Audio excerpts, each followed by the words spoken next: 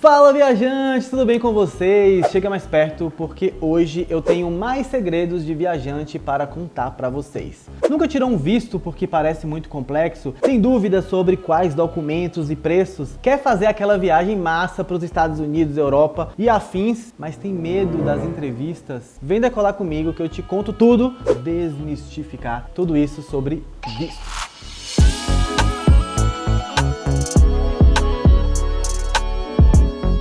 Sejam bem-vindos a mais um episódio do Decolar Travel Show e hoje eu vou esclarecer para vocês um pouco mais sobre vistos. O primeiro ponto importante é definir para onde será a sua viagem e pesquisar se o país para o qual você vai exige um visto. Alguns dos destinos mais buscados por brasileiros que exigem um carimbo no passaporte são os Estados Unidos, o Canadá, a Austrália, a Índia, o Camboja, o Egito, a China, o Japão e Cuba. Definindo sua jornada fica muito mais fácil de saber se você vai precisar de um ou mais vistos, caso queira passar por mais de um país. Geralmente há uma lista de documentos necessários que você precisa ter em mãos no momento de solicitar seu visto. São eles o passaporte atual e o anterior, se houver, uma fotografia recente com menos de 6 meses, documentos que comprovem recursos financeiros e vínculos com o Brasil, pagamento de taxas. Todos os vistos têm uma taxa por conta da papelada e todas as burocracias que precisam ser feitas. Uma página de confirmação de envio do formulário online, o famoso DS-160, recibo original de pagamento de taxa consular, o agendamento, o formulário finalizado, aquelas duas fotos coloridas 5x7 com o fundo branco, uma carta de matrícula escolar, se for o caso de você ir para estudar, um comprovante de acomodação e uma carta de custeio, caso você esteja indo aí patrocinado. Para o visto americano, pode ser necessário apresentar os seguintes documentos: o passaporte válido pelos próximos aí 6 meses ou mais, um comprovante de rendimentos, uma foto 5x5, documentos pessoais que foram utilizados no formulário DS-160. Isso é muito importante, você levar os mesmos documentos que você utilizou para preencher o formulário, comprovante de meios financeiros, comprovante de acomodação, comprovante da taxa de solicitação de visto, o formulário mesmo impresso, com código de barras e o recibo original de pagamento da taxa de solicitação do visto. Essa lista pode variar aí de acordo com a nacionalidade do seu visto, mas é importante ter em mãos pelo menos o básico dessa lista e ver o que pedem de diferente para ficar aí 100% preparado. Lembrando que se você estiver viajando com um menor de idade, também é necessário ter uma autorização assinada pelos pais ou guardiões, e ela está disponível no site da Polícia Federal. É muito fácil de achar e preencher.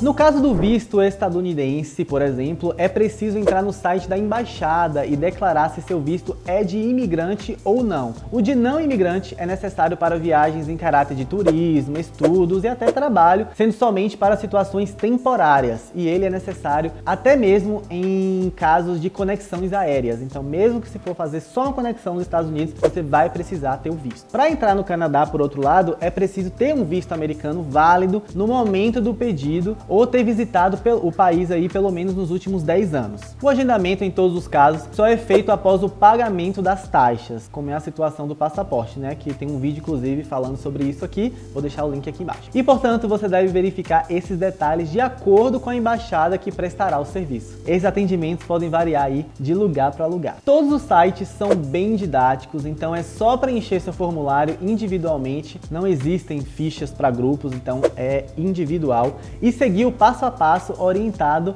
nas plataformas de cada embaixada.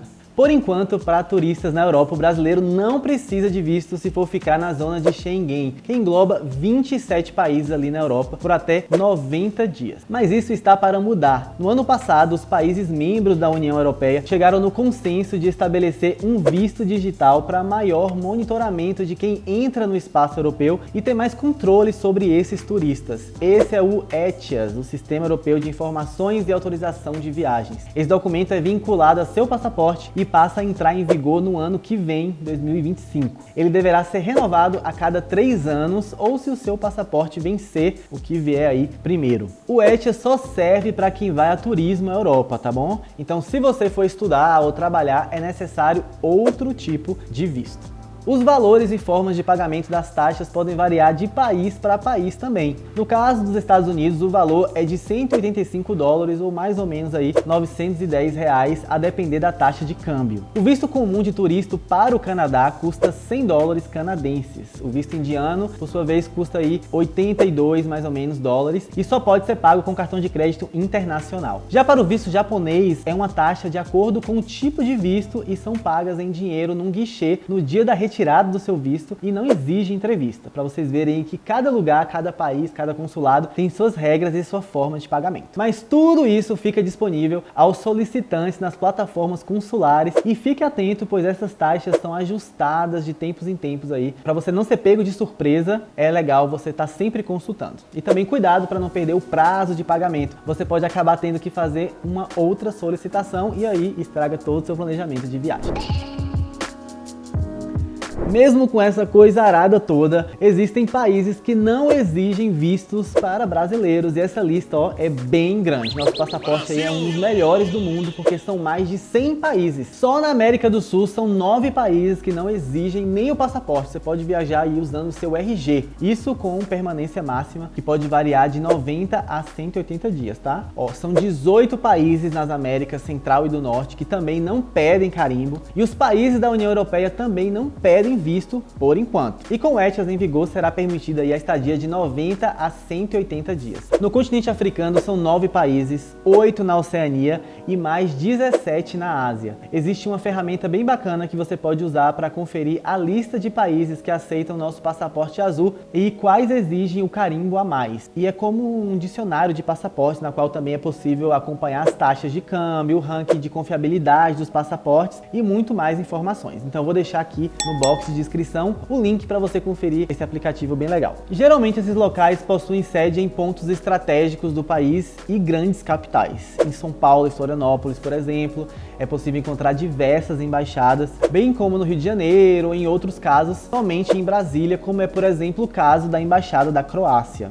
Por isso também é importante se planejar antes de solicitar seu visto, assim você consegue se programar para uma possível viagem até essas cidades. Não tem como escapar delas, viu? O link com a relação também fica disponível para vocês aqui no box de descrição. Às vezes é até possível você receber um passaporte ou um visto na sua casa através dos correios, mas mesmo assim vai ser necessário, na primeira etapa, por exemplo, você ir até a embaixada, solicitar, fazer entrevista se for o caso, e aí eles enviam para você na sua casa com a taxa adicional, mas tem essa facilidade aí também. Bom galera, por hoje é isso, espero que as informações tenham sido úteis e se houver alguma dúvida ou sugestão, pode deixar aqui nos comentários. Se gostou desse vídeo, já sabe, né? Deixa aquele like se achou ele útil, se inscreva no canal, porque aqui sempre vai ter mais segredos de viajantes compartilhados com vocês. Te vejo no próximo vídeo. Tchau!